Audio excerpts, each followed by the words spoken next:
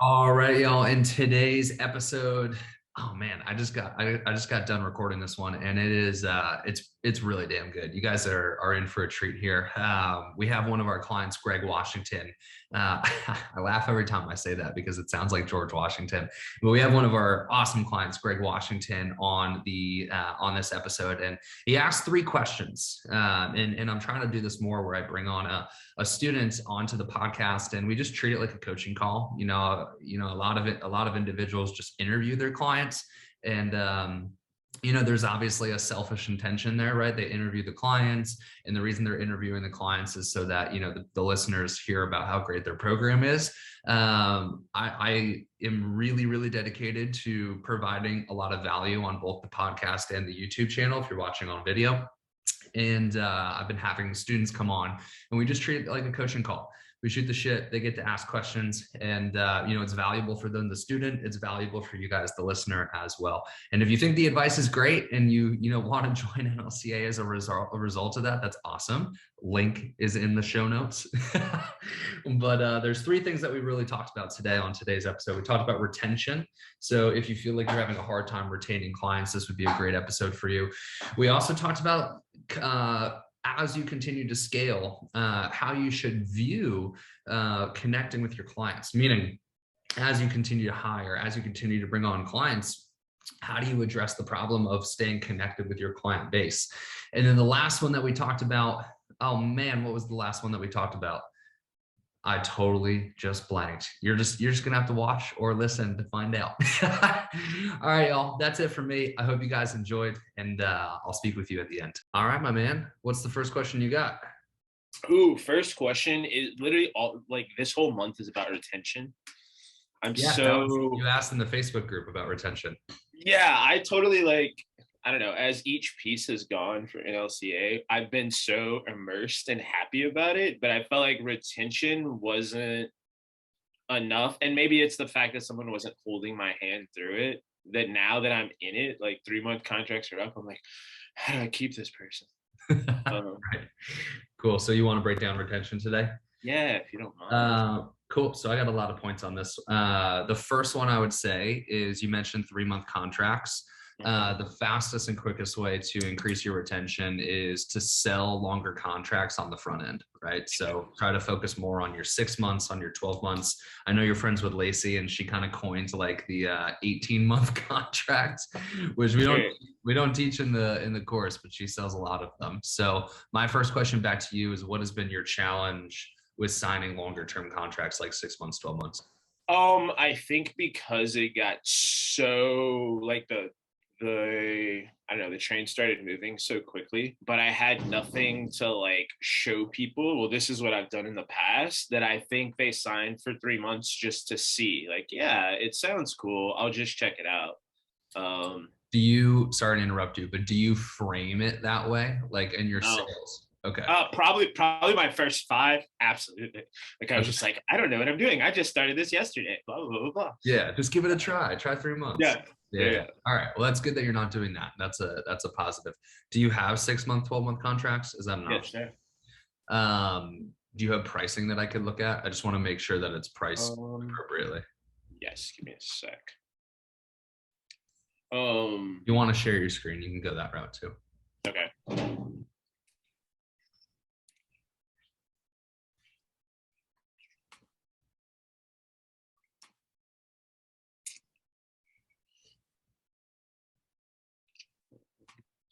You're probably looking at the 500 docs that are on your screen. So yeah, like I feel so bad. I'm like, I should have been more prepared. No, you're good. This is very laxed.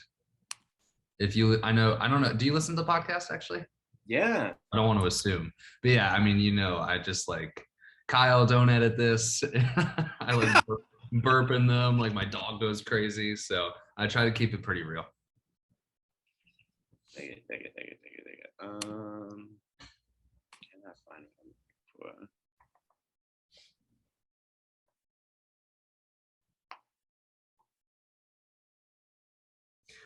Do you have like a rough ballpark off the top of your head? I don't even. Yes.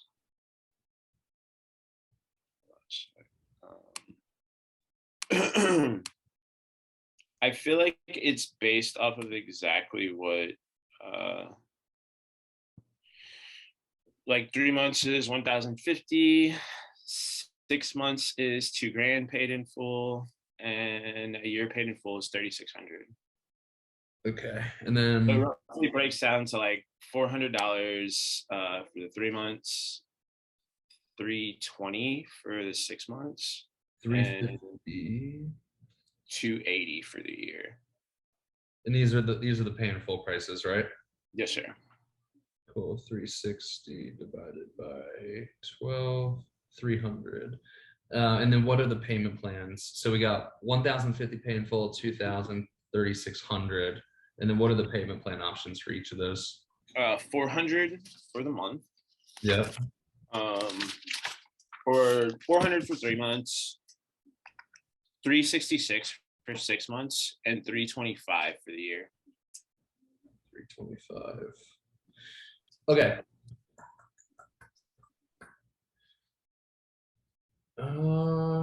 And you don't have any staff members right now, right? Not at all. Do you have intentions or goals of growing it to that point where you bring on staff? Yeah. Cool. I love it. And the reason I asked is because if you have a package with a 2 in it, like 200 something, that those sell like butter. So I think what we do here is instead of adjusting any of these to have a 2 in front of it, I think you add that 18-month and you make that 18-month have a 2 in it. Because I think that is really enticing for people. And that could help. Like obviously if you're selling 3 months as your average length of term right now and you increase it to 18 months, that solves all your retention problems. So that's the first thing. And reeling back the original question, right, which is increasing retention. The first thing is like, all right, do we have the right packaging? Do we have the right pricing? Are we offering 6 months? Are we offering 12 months?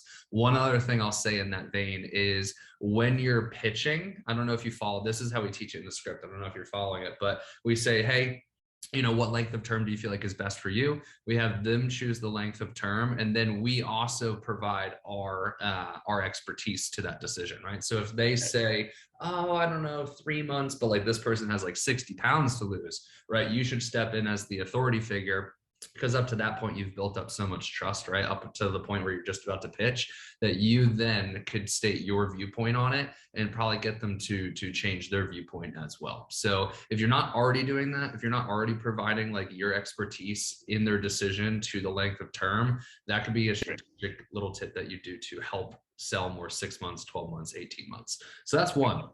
All right. The second one is the process. So talk me through the retention process right now. When are you reaching out? What is that? So I do the 4-week survey, which has actually been pretty cool as far as like feedback and like growing and developing. Yep. Then I do like an 8-week, I've been sending handwritten cards and like coffee cards and like, so glad you're part of the program, blah, blah, blah. Thank you for being part of my team, yada, yada. And now that it's getting into like 3 weeks out mode, so the check-ins, every check-in this week for someone who's up for contract renewal, I'm totally hitting up with like, hey, I'd love to schedule a one-on-one call with you to talk about, progress for the future, where we go from here. Let's kill more goals. Let's do more things. Awesome. Which is kind of, yeah. Is that a new thing that you just instituted, or have you always been doing that? What's that? The future pacing calls. Oh, I've been kind of, like I said, retention's been my like, I don't know what's the word, obsession this month. So I've been trying to figure out what's a good way to dial it out. And then it's been a slow progress, like since the month has started, but now this week I'm really trying to dial it all in. Perfect. I love it. So it sounds like the process is 3 weeks before their expiration, you're getting on a call, you're talking about future goals, which is really smart. And I'll wrap that into my last point that I make. But are you trying to sell them on that 3-week out call? Or is that just if I can, I'd love to. What is the common objection? I haven't really had one yet. Everyone's been really open about it. I have this wonderful human being named Michelle that like for stage 4 cancer, but she wants to do a bodybuilding competition. She's like, that's on my list, so I'm doing it. And so that's awesome.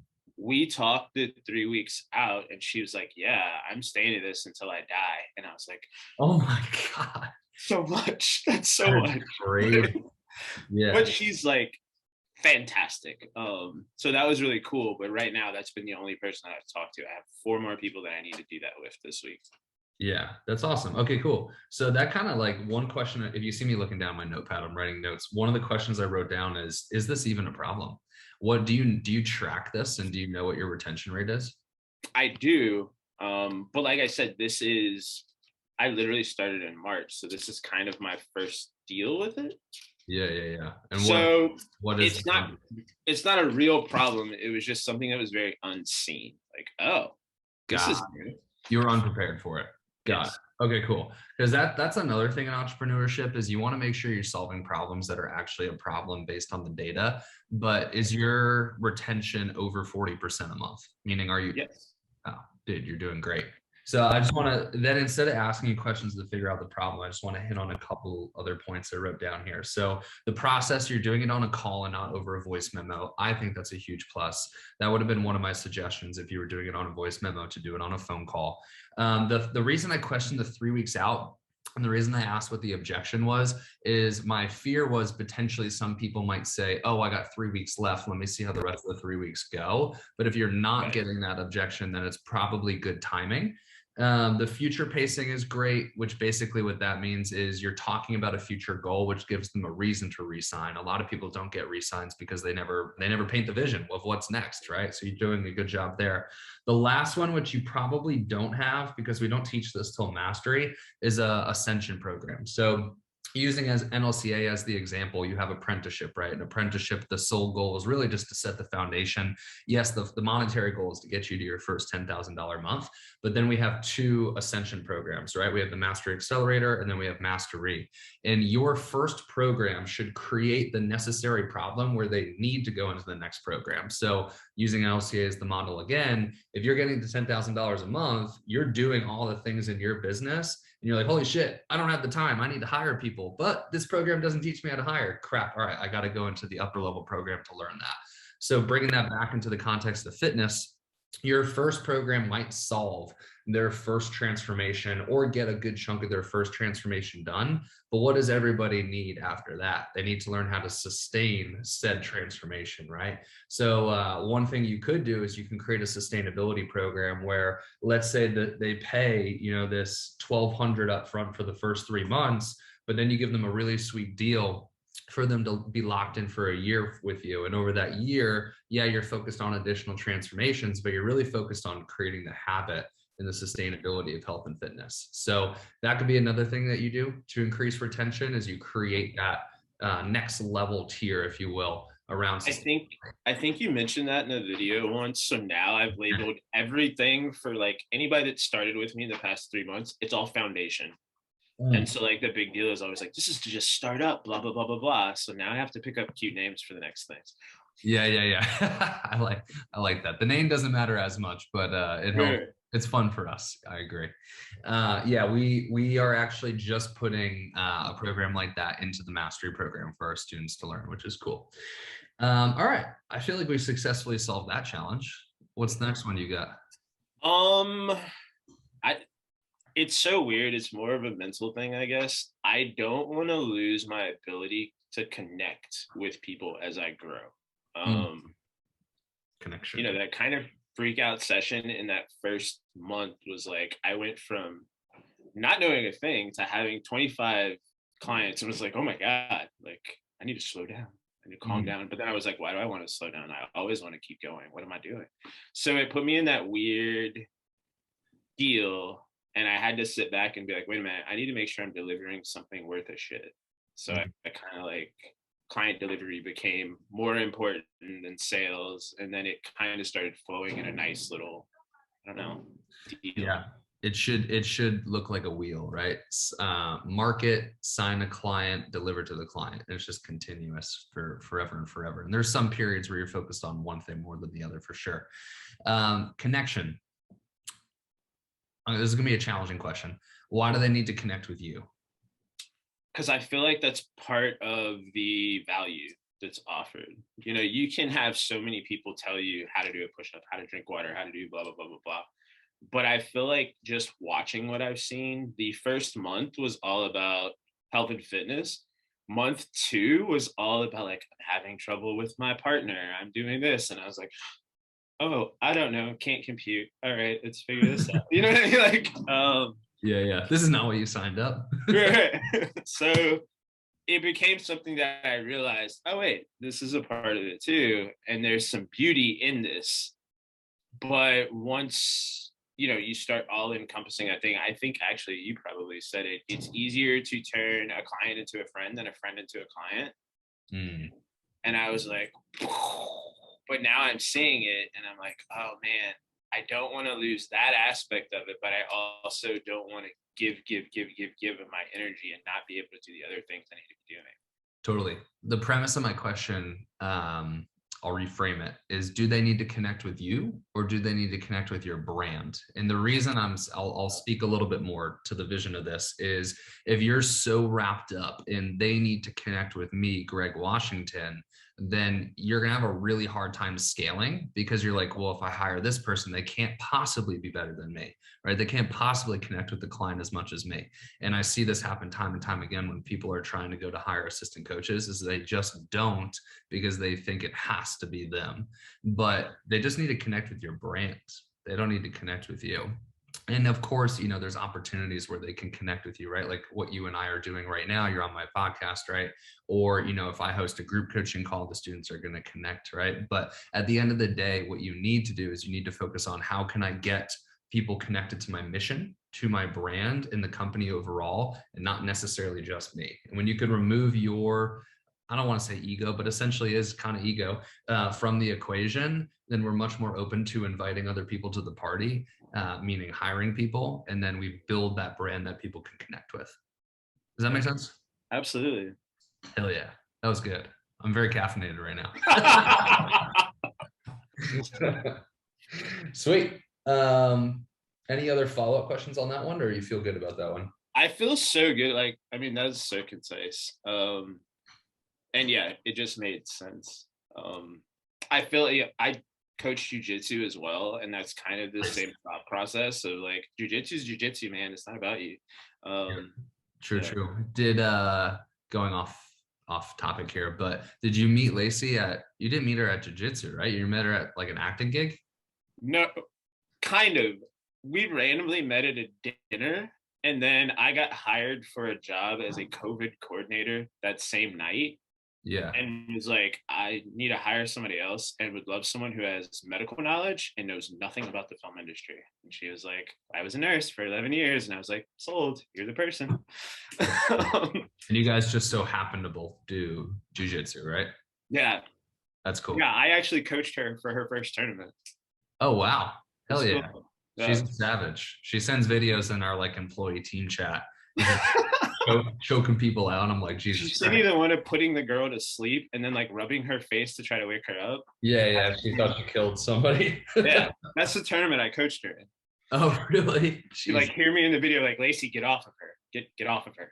Yeah. You were probably like, holy crap. Killed somebody. Cool, man. Well, what other questions you got for me today? I'm not sure. Like there's so much and then there's not so much. I feel like it's just reiterating things you've already said.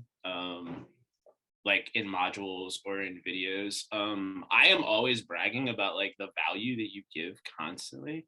Nice. Like I feel like every single call I'm like, all right, I'm on it. Chad's live. Gotta watch it. Appreciate it.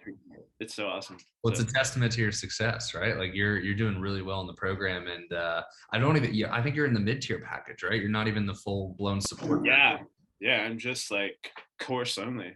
Yeah, course and Facebook group, and you're still crushing it. I know you were on the cusp of joining like mastery, right? And then you said you need a little bit more time or something. Yeah, I wanted to see the other aspects. Like I almost was like, yes, let's go all in, and then I was like, whoa, wait a minute. Yeah. Well, I'll see you more on the inside of those programs. I host more of those group calls. Cool. It sounds like you're basically there, which is cool. It's exciting. Cool, man. Well, dude, is there anything else I could do? Any other questions I can help you with? I think I am great so far. Yeah, like I said, everything this month was about client retention. I love the idea of the 18-month contract. That's going to be a game changer. And I think a big sell. Like, I'm like, oh Yeah. yeah, I could see that. People are definitely going to be more inclined to do that. Get the number Um, in the twos, and that will sell a lot. check. Okay. How do you feel? I don't know. It's so because you get to choose who you bring into your company, your business. How do you deal with people that you're just like, man, I don't like your vibe. Like I just Like when hiring staff members or bringing uh employees. kind of across the board, like all of it. Yeah. So one of the big things we focus on in Mastery is building out company tenants, and one of the frameworks that we hire through is making sure that that person's aligned with the company tenants. And when a lot of people talk about company tenants, they just think it's like this thing on the wall, and it's just like this, whatever. It's on the wall. It's gathering dust. Nobody's focused on it, but like we hyper focus on it. And I learned this from Ed Milet and Andy Frisella. I was in one of their masterminds, and they said like literally the secret sauce of our business is not our ability to acquire clients and market. It's our ability to make sure that our company is integral with the tenants that we've set for the company. So anytime we're hiring somebody, sorry, my girlfriend's walking in. Anytime I'm hiring somebody, we're looking at three things. We're looking at, do they have the availability for the job? Do they have the skill for the job? But lastly, are they a culture fit? Meaning, do they match the three tenets that we have set for the company?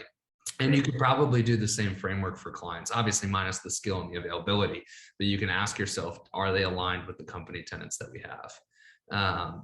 Another mastery thing. I promise you, I'm not trying to sell you on mastery. I'm just letting you know that's something that we teach later. I would like to be completely honest. Every little thing that I end up winning from NLCA, say winning, I'm always like, they're selling me the next bid. I know they are. I'm seriously not. That's not my intention. It just so happens that that information is in the next program. No, it's been so cool of like feeling like everything's very simpatico with this company. Like I won the free month of support calls and like got to like delve into that, and it was just like, I see how it's so important. Like I have an entire legal notepad of that month of just notes from those calls. And I was like, Hell yeah. It's all I don't know. I promise we're not trying to sell you. It's okay. Was that helpful though, the tenants? Absolutely. But like I said, I think that was also in one of the modules that you discussed, and like literally I went through this horrible, I don't know if you've seen the like meme of the guy from The Office that has like the red strings everywhere and sticky nose, and he's like, what, I'm not crazy, but he looks nuts. That's how I jumped into NLCA. So like for me, it was like I had earbuds in my ear and was just taking notes, and other people were talking to me, and I was like, I know your mouth is moving, I have no idea what you're saying, and just went back to what I was doing. So like you mentioned that, and I was like, tenants, I need those right now. So yeah. It's really funny for like how people input things, and I'm like, I want to input all at once. Let me rewind that. Let me listen to that again. So yeah. Well, you're a business owner. Oh, is that what happened? Yeah. We have entrepreneurial ADD, which is a blessing and a curse. It's the reason we do shit, but sometimes we do shit in the wrong order. Absolutely. Yeah. Cool, man. Well, dude, anything else I could do? Any other questions you have? I think I'm good right now. Like I said, I'm excited. And yeah, no, I feel great. All right. What an amazing episode, right? I just felt like, Greg and I really vibed. We connected. We shared a couple laughs, a ton of great value in the whole entire thing. So hopefully you guys enjoyed. If you guys are watching on the YouTube, you know what to do. Like, comment, subscribe. If you guys are watching on the podcast, please leave a review. Podcasts only grow, unless you put advertising behind it, which we don't. But podcasts really only grow from word of mouth. So tell a friend, share it on your Instagram, leave a review. Leave a review in terms of a 5-star, and then leave a little writing. Let me know what you enjoy about the podcast. But that's it for me. Until next time. Peace.